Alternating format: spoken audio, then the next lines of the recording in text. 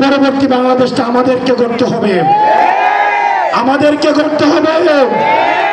আমরা এমন কারো হাতে দেশটা তুলে দিতে পারবো না যারা জনগণ বিচ্ছিন্ন। আমরা এনসিপি সংস্কারে এবং সংসদে আমরা বাংলাদেশের ইতিবাচক পরিবর্তন করব।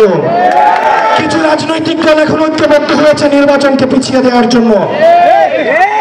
তারা সংস্কারও চায় না, তারা বিচারও চায় না। এটি করে করে এখন তারা নির্বাচনকে পিছিয়ে দিতে যাচ্ছে। তারা যদি নির্বাচন চায় তাহলে সংস্কার এবং বিচার অতি দ্রুত শেষ করতে চাইতো।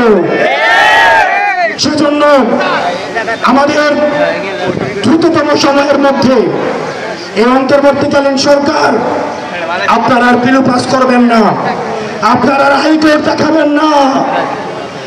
হাসিনা আমাদের হাইকোর্ট দেখিয়ে এখন দিল্লিতে অবস্থান করছে। হাইকোর্ট দেখানোর সময় শেষ। আপনারা বিচার নিশ্চিত করেন এবং গণতান্ত্রিক উত্তরণের জন্য, যথাযথ নির্বাচনী পরিবেশের জন্য আপনারা আমাদের প্রতিষ্ঠানগুলিকে সংস্কার করুন, নির্বাচন ব্যবস্থাকে সংস্কার করুন। ইতিমধ্যে আমাদের আহ্বায়ক বলে দিয়েছে আমরা পুরাতন খেলায় অংশগ্রহণ করতে আসি নাই।